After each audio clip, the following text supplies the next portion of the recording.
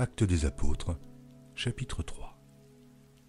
Pierre et Jean montaient ensemble au temple à l'heure de la prière. C'était la 9e heure. Il y avait un homme boiteux de naissance, qu'on portait et qu'on plaçait tous les jours à la porte du temple, appelé la Belle, pour qu'il demandât l'aumône à ceux qui entraient dans le temple. Cet homme, voyant Pierre et Jean qui allaient y entrer, leur demanda l'aumône. Pierre, de même que Jean, fixa les yeux sur lui et dit « Regarde-nous ». Et il les regardait attentivement, s'attendant à recevoir d'eux quelque chose.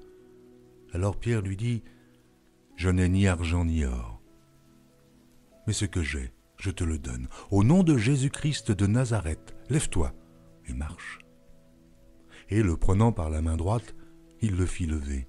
Au même instant, ses pieds et ses chevilles devinrent fermes. D'un saut, il fut debout, et il se mit à marcher. Il entra avec eux dans le temple marchant, sautant et louant Dieu. Tout le monde le vit marchant et louant Dieu.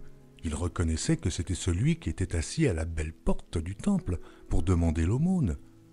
Et ils furent remplis d'étonnement et de surprise au sujet de ce qui lui était arrivé. Comme ils ne quittaient pas Pierre et Jean, tout le peuple étonné accourut vers eux, au portique dit de Salomon. Pierre, voyant cela, dit au peuple, « Hommes israélites, pourquoi vous étonnez-vous de cela? Pourquoi avez-vous les regards fixés sur nous, comme si c'était par notre propre puissance ou par notre piété que nous eussions fait marcher cet homme? Le Dieu d'Abraham, d'Isaac et de Jacob, le Dieu de nos pères, a glorifié son serviteur Jésus, que vous avez livré et renié devant Pilate, qui était d'avis qu'on le relâchât. Vous avez renié le saint et le juste, et vous avez demandé qu'on vous accordât la grâce d'un meurtrier.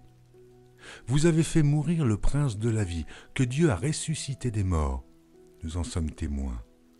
C'est par la foi en son nom que son nom a raffermi celui que vous voyez et connaissez. C'est la foi en lui qui a donné à cet homme cette entière guérison en présence de vous tous. Et maintenant, frères, je sais que vous avez agi par ignorance, ainsi que vos chefs.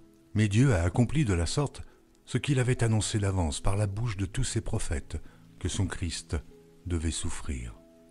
Repentez-vous donc et convertissez-vous pour que vos péchés soient effacés, afin que des temps de rafraîchissement viennent de la part du Seigneur, et qu'il envoie celui qui vous a été destiné, Jésus-Christ, que le ciel doit recevoir jusqu'au temps du rétablissement de toutes choses, dont Dieu a parlé anciennement, par la bouche de ses saints prophètes.